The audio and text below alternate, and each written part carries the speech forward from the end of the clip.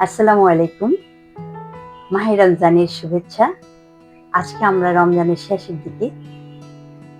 এবার আমাদের রমজানটা কিন্তু গিয়েছে বসন্তের মাঝে।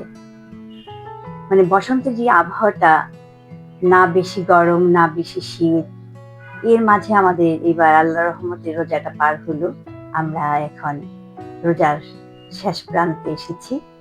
এই শেষ প্রান্তে আমাদেরকে খেয়াল করতে হবে যে আমরা কিভাবে আরো ভালো থাকতে পারি, কারণ শেষের দিকে কিন্তু শরীরটা অনেক বেশি একটু দুর্বলতা চলে আসে।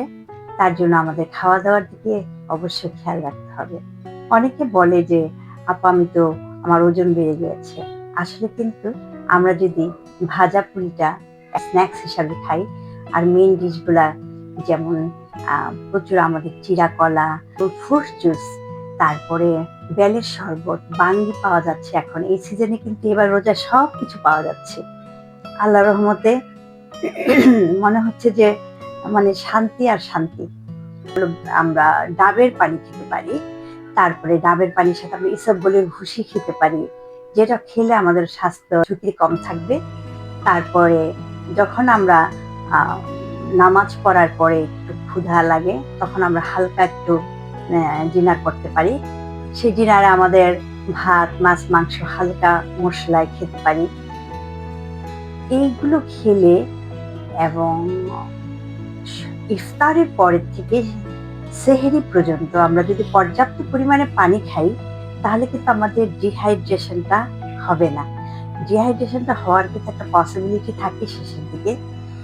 আর রোজার অবস্থায় আমরা হঠাৎ করে যদি রাস্তায় বের হই, রৌদ্র কিন্তু হঠাৎ করে লেগে গেলে মাথাটা একটু ঘুরায়, তার জন্য আমাদের ছাতা নিতে হবে।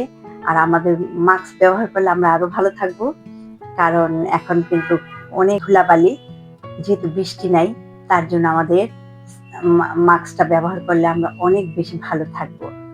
যে জিনিসটা আমাদের আরো খেয়াল করতে হবে সেটা হলো বাইরের থেকে এসেই সাথে সাথে অনেক সময় আমরা কি করি, গোসল করে ফেলি, কিন্তু না একটু রেস্ট নিয়ে ফ্রেশ হয়ে তারপর আমরা গোসল করতে পারি। একটু গোসল নিলে ভালো লাগবে।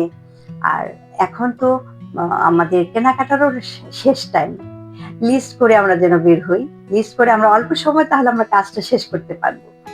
ইফতারটা আমাদের খুব সুন্দরভাবে খেতে হবে, খুব অল্প মানে সময় নিয়ে চেবিয়ে চেবিয়ে যদি আমরা খাই, তাহলে আমাদের খুব তাড়াতাড়ি হজম হবে, আমরা ভালো থাকবো, গ্যাসের প্রবলেম হবে না। সেহেরিটা কিন্তু অত্যন্ত মূল্যবান। অনেকে কি করে পানি খেয়ে সেহেরি শেষ করে ফেলে, কিন্তু আসলে কিন্তু ঠিক না। সেহেরিটা আমাদের খেতে হবে খুব সুন্দর একটা হেলদি খাবার। হেলদি খাবার বলতে যেটা আমরা বুঝি সেটা হলো মাছ, মাংস, ভাত থাকবে, মানে পরিমিত, যেটুকুন খেলে আমাদের শরীর ভালো মানে ভালো লাগবে। এই ডেজার্ট হিসাবে ফ্রুটস থাকতে পারে, দই থাকতে পারে। যে আমরা অনেকে কমপ্লেন করি যে আমাদের ওজন বেড়ে যাচ্ছে, কিন্তু না, ওজন বেড়ে যাবে না, ওজন কমবে এবং শরীর অনেক ভালো থাকবে। তাহলে হবে কি, সেহেরি খেলে আমাদের সারাদিনে অনেকের মাথাটা ব্যথা ব্যথা করে, তারপরে শরীর খারাপ লাগে, উইক লাগে, গ্যাসের প্রবলেম হয়। এই সেহেরি খাওয়ার ঠিক মতো যদি আমরা খাই, তাহলে আমাদের এই প্রবলেমগুলো হবে না। এই আমাদের রোজার শেষের দিকে আমাদের এই চাওয়া সবার যে আমরা সবাই যেন খুব মনোযোগ দিয়ে লিস্ট করে করে আমাদের ঈদের আগের পর্বগুলো, ঈদের দিনের যে রান্নার লিস্ট, এগুলো সব করে করে যেন আমরা অল্প সময় কাজগুলো সারতে পারি। এই লাইলাতুল কদরে আমরা অনেক যেন ইবাদত বন্দেগি করতে পারি। লাইলাতুল কদরের একটা দোয়া আছে, আমরা সবাই জানি। আমাদের পবিত্র লাইলাতুল কদর আমরা যেন অনেক শান্তিতে উদযাপন করতে পারি, এবং আমাদের শরীর স্বাস্থ্য যেন ভালো থাকে, আমাদের শরীরটা যেন ডিহাইড্রেশন না হয়।